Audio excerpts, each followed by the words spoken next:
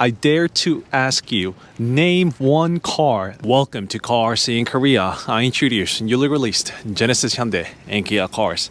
And as you saw from the thumbnail, I have 2025 Hyundai Tucson Facelift. Next to it, I have pre-facelift. The reason why I pulled out the camera real quick is because there actually are quite a lot of difference when it comes to the exterior, and especially a lot in the interior. When you do look at these two cars side by side in real life, in person, I want to give you a real up close look of these two cars together since I have them right here. For your information, I actually do have a detailed review of this car, not just the facelift, but also the pre-facelift on my channel. It's already been at least 2 years. And it really was during the cold winter time as well when I was reviewing the pre-facelift.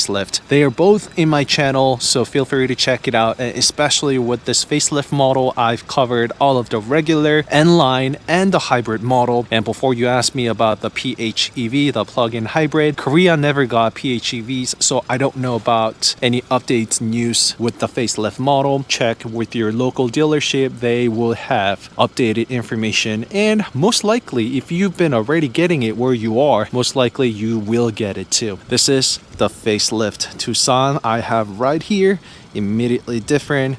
Those 4 DRLs versus the 5 DRL that we used to have on a pre-facelift model. That was like the angel design. Looked beautiful, especially during the nighttime. I absolutely adore that design. I can't believe it's already been years since the first all-new Tucson came out, but here we have it. We got the facelift. So just like any other facelift, I dare to ask you, name one car that the pre-facelift looks better than a facelift. Am I provoking a little here?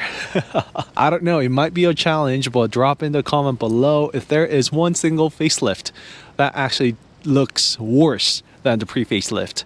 And that is because any facelift models look better than the pre-facelift model. Well, there might be an exception of a few facelift where designers had to struggle a lot in order to squeeze in the design that's already been made on the pre-facelift mold, because that essentially is what it is, right? However, there are actually a lot of hardship with the facelift model. Because of that being said, the manufacturers already do have the press and mold that actually makes the vehicle, and they can only deviate so much from the original design. Mostly it has to do with the money. There is always the budget every single vehicle, and there might not be enough of a budget in terms of the exterior change. I don't want to say that that is the case with this facelift Tucson, because the front certainly does look like a somewhat subtle change. However, in terms of manufacturing that brand new design that we see on the front of this Tucson, it just is almost as expensive. First of all, they changed all the lights that's been used here, so I don't know about the top portion. Okay, so well, this is the best part about having the car side by side. So this is a brand new light, even for this outer one too. So there is just single light right here. However, if you do take a look at the pre-facelift,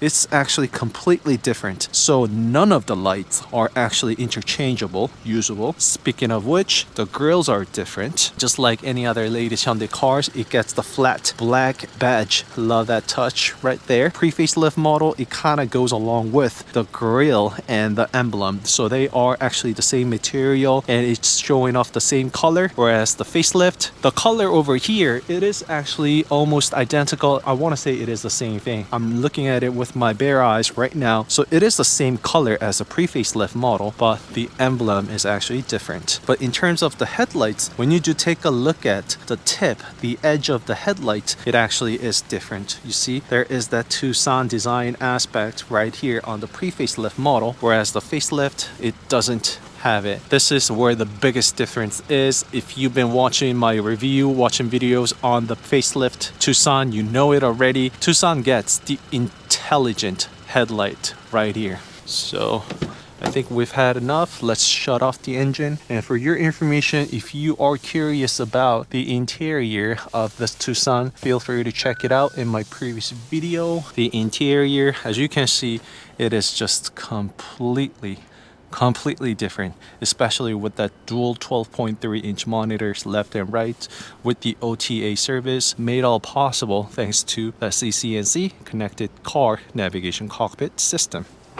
And this is precisely what I mean by having a shelf here. It's really practical. You can easily store your stuff here, and even smartphones for your passengers, just like that. Dividers in between, so you could easily store stuff here. It's not going to fly around all that much. It doesn't have the rubber finish, so it's not anti-slippery. It is going to slip somewhat if you do accelerate heavy, brake heavy, and that is the beauty of the facelift, don't you think? So this may not seem all obvious, but it really does play a role when you drive and operate this car on a daily basis, especially with a family member, right?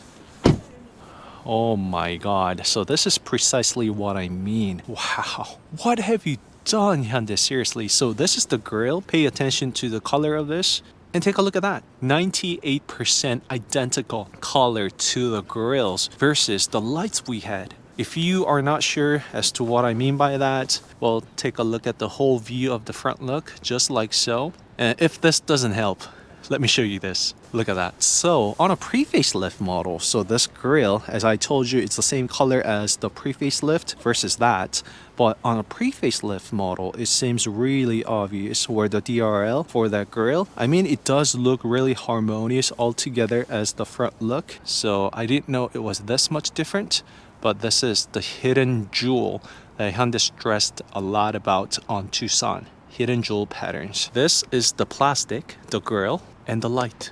Wow, wow, wow. I am genuinely surprised by that. So there is the brand new wheel design for the facelift model, obviously. So this is what we get on a 1.6 turbo model. And this is what we used to get on the pre-facelift. Well, the size of it's a 19-inch wheel I said earlier. 235/55 19. The pre-facelift cross contact from Continental. 235/60 18. You could also get 19s on the pre-facelift model, but that is just the difference. So this is a brand new plastic cladding for the facelift, and the same plastic cladding, the natural wear and tear you could anticipate from the plastic cladding, I guess. Nothing that a good detailing job wouldn't do. You can easily bring out this bright color of a brand new plastic, even a worn out color like this, no problem. But I just wanted to give you a side-by-side comparison, of course, because I have it. Oh my god, oh my god. This is the reality that I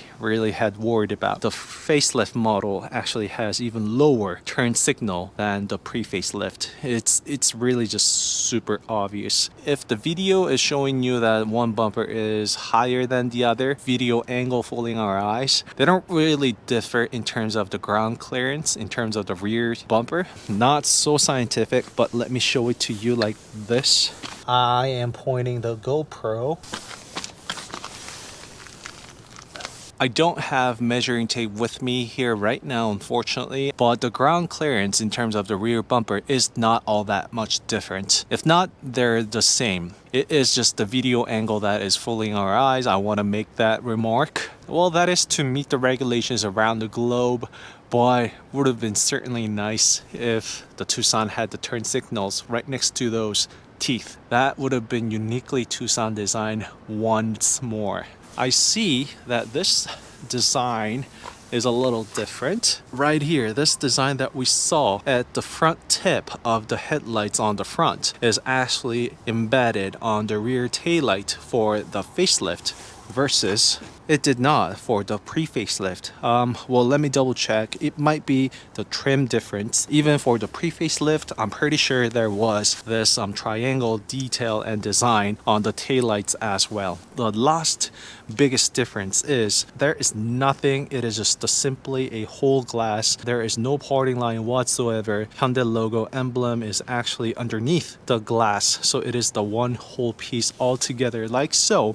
And with that, the rear wiper is now actually able to stretch down all the way to here. I will show you and include the footage right now. The tip of the wiper blade actually sits all the way to here, but for the pre-facelift model, this is the obvious, so it is not underneath the glass. Well, it is underneath the glass, the Hyundai emblem, but we see the parting line right here, and because of that, the wiper can only come down to that much. Where the wiper blade sits right there, so the radius, it comes down to about that much. That's where it gets finished. Those are the quick side-by-side comparison of 2025 Hyundai Tucson Facelift versus the pre-facelift. Drop in the comment below anything you're curious about this facelift Tucson, because I am test driving the vehicle for a week. I will give you a in-depth and thorough review of the test drive too, so come back to my channel, check that video out. That's it for today's video. If you've been watching this far, thank you very much. Don't forget to subscribe and like CarSceneKorea. It means and helps me a lot, and I will see you in the next video. Bye-bye. FYI, I've also made a comparison video with this facelift Tucson to all new Santa Fe, so make sure you check that video out. And why did I make it? They're not even competitors? Well, because I could. I did explain the reason why in that video, so I'll meet you over there. Bye-bye.